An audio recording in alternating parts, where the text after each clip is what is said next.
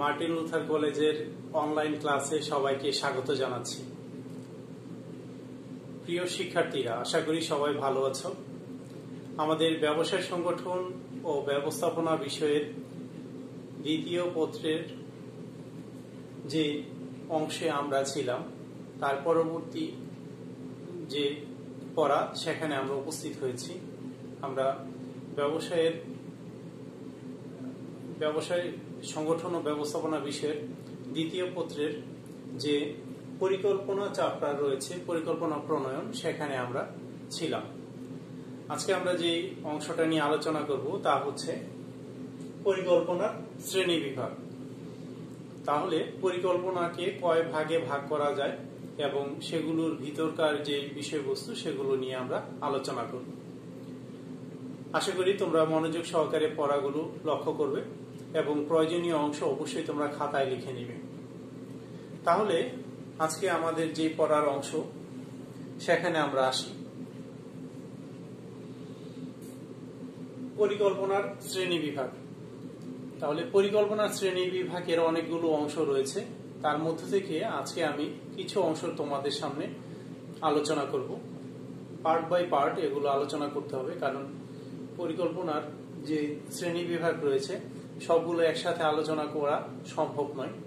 আর সবগুলো যদি একসাথে আলোচনা করি তাহলে তোমাদের এগুলো বুঝতে সমস্যা হবে। এই জন্য আমি এগুলোকে ক্লাস ভাগ করে পার্ট বাই পার্ট পড়াচ্ছি। তাহলে আজকে আমরা যে অংশটা পড়বো সেটা হচ্ছে পরিকল্পনা শ্রেণী বিভাগের প্রকৃতিগত ভাবে যে পরিকল্পনার শ্রেণী বিভাগ করা হয়েছে তার অংশটা আমরা পড়ব। তাহলে প্রকৃতিগত ভাবে আমরা এখানে আজকে মূলত দুটি অংশ পাচ্ছি।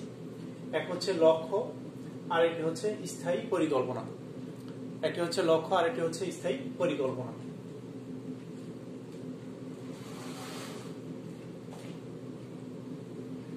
এখন এই স্থায়ী পরিকল্পনাকে আবার আমরা এখানে চারটি ভাবে পাবো।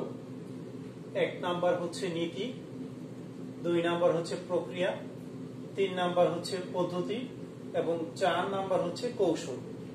তাহলে এই যে অংশগুলো বললাম সবগুলো অংশ নিয়ে আজকে আমরা আলোচনা করব। তোমরা অবশ্যই মনোযোগ সহকারে পড়াগুলো লক্ষ্য করবে। তাহলে প্রকৃতিগত ভাবে আমরা পাচ্ছি হচ্ছে পরিকল্পনা শ্রেণী বিভাগ। প্রকৃতিগত ভাবে একটি অংশ হচ্ছে লক্ষ্য। তাহলে লক্ষ্য কাকে বলা হয় এই জিনিসের সংজ্ঞাটা আমরা জেনে নিই। লক্ষ্যের সংজ্ঞা: লক্ষ্য হচ্ছে পরিকল্পনার অভিপ্রেত ফলকেই লক্ষ্য বলে। পরিকল্পনার অভিপ্রেত ফলকে লক্ষ্য বলে, মানে পরিকল্পনার যে প্রত্যাশিত ফল প্রত্যাশা করা হচ্ছে, যে পরিকল্পনা আমি এটা নিব এবং সে অনুযায়ী আমি ফলাফল এটা অর্জন করব, সেটাকে বলা হচ্ছে লক্ষ্য। পরিকল্পনার অভিপ্রেত ফলকেই বলা হয় লক্ষ্য। তাহলে লক্ষ্য হচ্ছে আমাদের প্রকৃতিগত শ্রেণী বিভাগ। আশা করি বিষয়টা ক্লিয়ার হয়েছে। একটা কথা মনে রাখলে হবে যে পরিকল্পনা অভিপ্রেত ফলকেই লক্ষ্য বলে।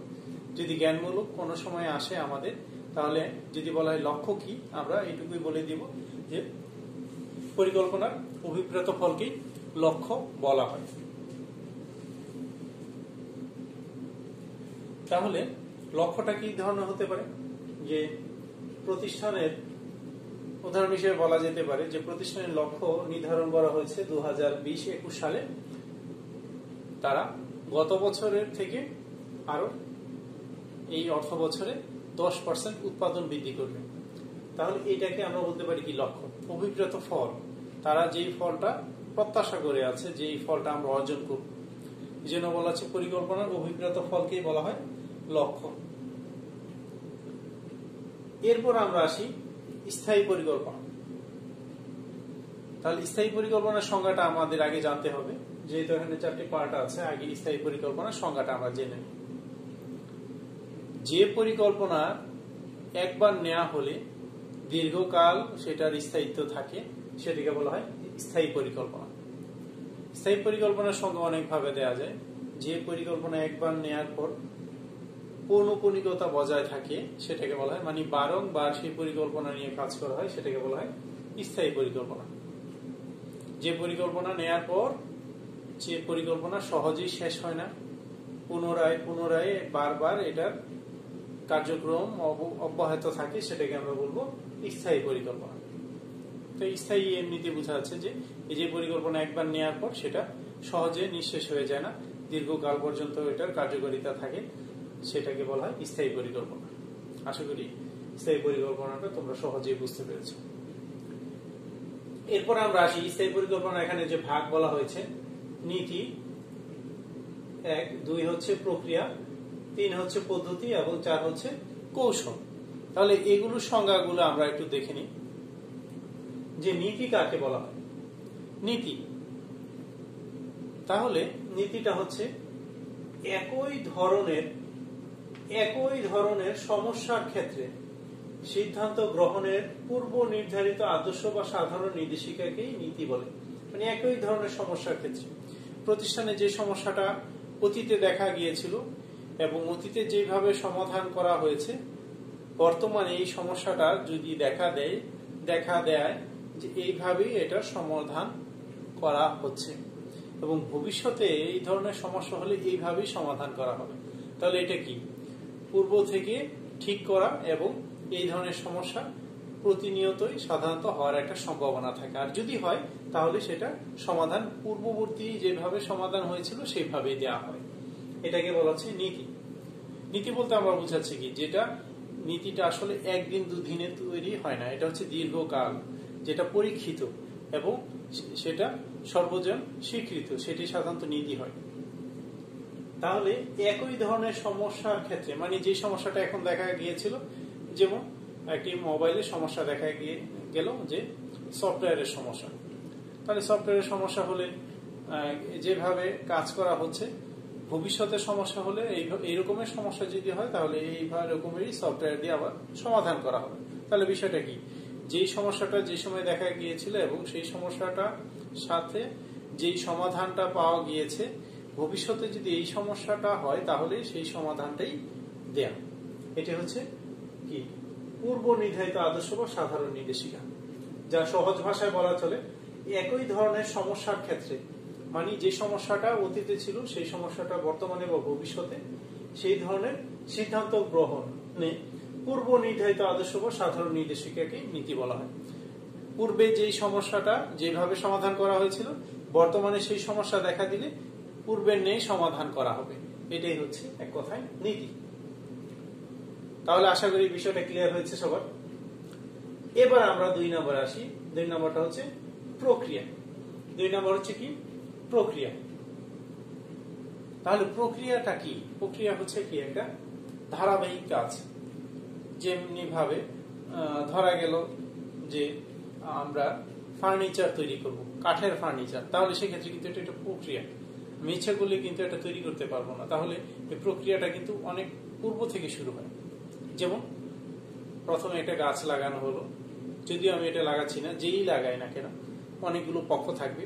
গাছ লাগানোর পর গাছ আস্তে আস্তে যত্ন করার পর গাছ বড় হলো, পরবর্তীতে সেই গাছ কেটে সেগুলোকে সমিল যেটাকে বলা হয়, কাঠ কাটার যে মেশিন, সেখানে যে এটাকে কেটে ফার্নিচার তৈরি করার উপযোগী কাঠ তৈরি করা হলো। পরবর্তীতে সেই কাঠ দিয়ে আসবাবপত্র তৈরি করার জন্য একজন কাঠ মিস্ত্রিকে নেওয়া হলো। কাঠ মিস্ত্রি সেটা ডিজাইন করে সুন্দরভাবে ফার্নিচার তৈরি করলো। তাহলে এটা কি হঠাৎ করেই কিন্তু কাঠটা কোথাও থেকে চলে আসেনি, এটা কিন্তু একটা ধারাবাহিক প্রক্রিয়া। সুন্দরভাবে আস্তে আস্তে আস্তে আস্তে একের পর এক ধাপ অতিক্রম করে এখানে এসেছে। যদি আমি টাকার বিনিময়ে সরাসরি ফার্নিচার কিনতে পারি, কিন্তু এটা এমনিতে আসেনি, এটা কিন্তু ধারাবাহিক একটা প্রক্রিয়া। তাহলে মেশিনের মধ্যে ধরা গেল যে ক্যান্ডি, মানে বাচ্চাদের যে চকলেট, সেই চকলেট উৎপাদনের একটি ফ্যাক্টরি রয়েছে। তাহলে সেই চকলেট কিন্তু এমনিতে হয়ে যাবে না, সেটা কিন্তু প্রক্রিয়াজাতের একটা বিষয়। সেখানে চকলেটের যে কাঁচামালগুলো রয়েছে, দুধ রয়েছে, সেগুলো কিন্তু মেশিনের মাধ্যমে কিনে মেশিনের মাধ্যমে প্রক্রিয়াজাত করে ধারাবাহিকভাবে সেগুলো আস্তে আস্তে মেশিনে তৈরি হয়। তৈরি হওয়ার পর সেগুলো প্যাকেটজাত হয়। প্যাকেটজাত সেই চকলেটগুলো প্যাকেটজাত করে সেগুলোকে এইভাবে রাখা হয় যাতে সেটার গুণগত মান ঠিক থাকে, স্থায়িত্ব ঠিক থাকে। তাহলে এই বিষয়গুলো কি একটা ধারাবাহিক প্রক্রিয়া। তাহলে লক্ষ্য অর্জনে পরস্পর নির্ভরশীল ধারাবাহিক কার্য সমষ্টি। তাহলে লক্ষ্যটা কি? লক্ষ্যটা হচ্ছে যে পরিকল্পনা অভিপ্রেত ফল। যে এই ফলটা আমি অর্জন করব, যেইভাবে হোক আমাকে এই টার্গেট ফুলফিল করতে হবে। তাহলে এটার জন্য কি করতে হবে, আমার পূর্ব নির্ধারিত কাজ অনুযায়ী সেই কাজগুলোকে ধারাবাহিকভাবে করতে হবে। আর এই সবগুলো কাজ ধারাবাহিকভাবে যদি করি, সেই কাজের সমষ্টিকে বলবো আমরা কি, প্রক্রিয়া। কারণ একটি কাজ করব আর একটি কাজ বন্ধ রাখবো, তাহলে কিন্তু সেই কাজ সম্পাদিত হবে না, প্রতিষ্ঠানের লক্ষ্য বা উদ্দেশ্য বাস্তবায়িত হবে না। তাহলে কি করতে হবে, সেটা ধারাবাহিকভাবে করতে হবে, একটির পর আরেকটি, আরেকটির পর আরেকটি, সেটা পূর্ব নির্ধারিত যে তালিকা, সেই তালিকা অনুযায়ী ধারাবাহিকভাবে সম্পাদন করতে হবে। আর এই সমস্ত কাজের সমষ্টিকে আমরা বলবো কি, প্রক্রিয়া। তাহলে লক্ষ্য অর্জনের জন্য পরস্পর নির্ভরশীল যে ধারাবাহিক কাজ, সেই কাজের সমষ্টিকে বলা হয় প্রক্রিয়া। আশা করি ক্লিয়ার হয়েছে। এরপর আমরা তৃতীয় নাম্বার আসি, পদ্ধতি। পদ্ধতিটা কি?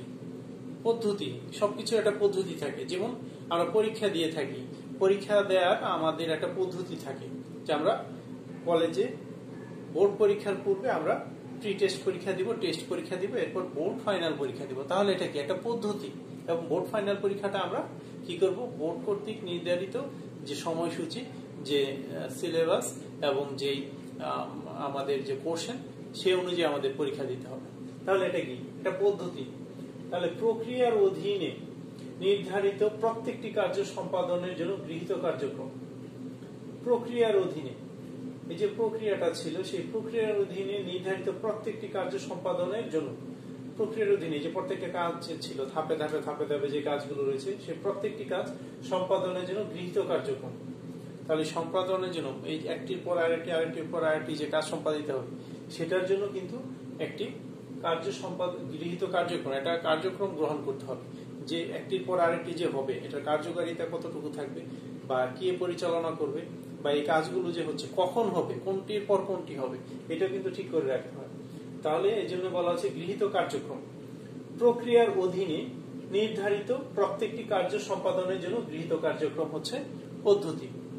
আরেকবার দেখি, প্রক্রিয়ার অধীনে নির্ধারিত প্রত্যেকটি কার্য সম্পাদনের জন্য গৃহীত কার্যক্রম, এটাকে বলা হচ্ছে পদ্ধতি। এরপর আমরা আসি কৌশল।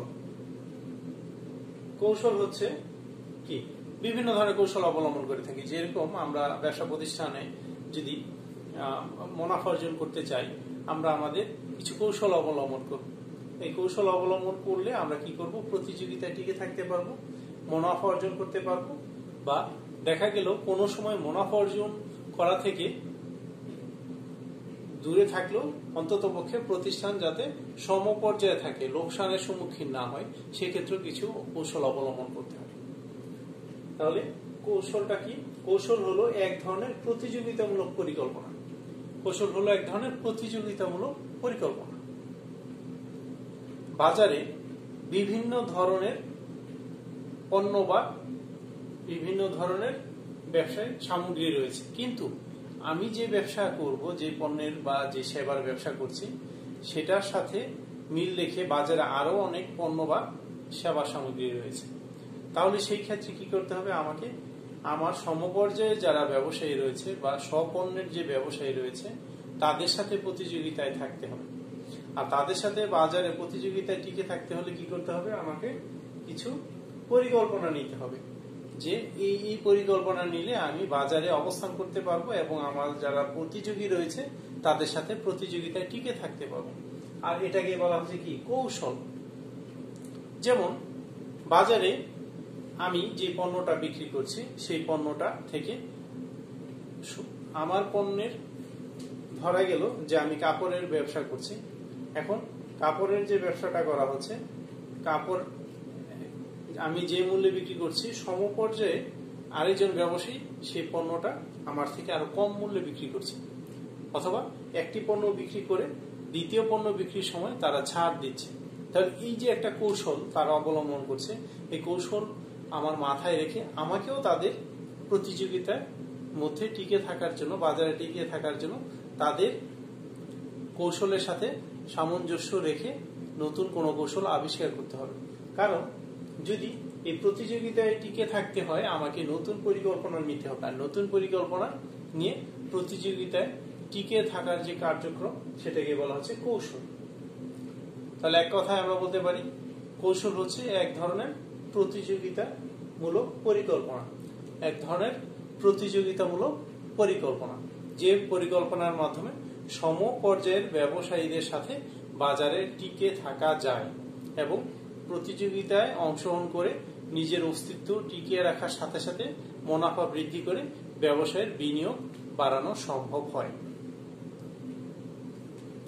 তাহলে আজকে আমরা যে পড়াগুলো দেখলাম সেগুলো নিয়ে আরেকটু ব্যাখ্যা দেওয়ার পর আরেকটু আমরা আলোচনা করি যে কি কি পড়াটা শিখলাম। পরিকল্পনার শ্রেণী বিভাগ, আমি আগেই বলেছি যে পরিকল্পনার শ্রেণী বিভাগ আরো অনেকগুলো রয়েছে। আজকে আমরা এটুকুই আলোচনা করব এবং পরবর্তী ক্লাসে আমরা নতুন পড়া নিয়ে আবার আসব। তাহলে কি পড়লাম আরেকবার দেখে নিই। পরিকল্পনা শ্রেণী বিভাগের মধ্যে প্রকৃতিগত শ্রেণী বিভাগ একটি ভাগ রয়েছে, প্রকৃতিগত শ্রেণী বিভাগ। তাহলে প্রকৃতিগত শ্রেণী বিভাগের এখানে আমরা পড়ছি যে দুটি অংশ, আরেকটি অংশ পাবো সেটা একাত্মক পরিকল্পনা, সেটা নেক্সট ক্লাস আশা করি পড়বো। তাহলে এক নম্বর হচ্ছে লক্ষ্য। তাহলে লক্ষ্য কাকে বলা হয়?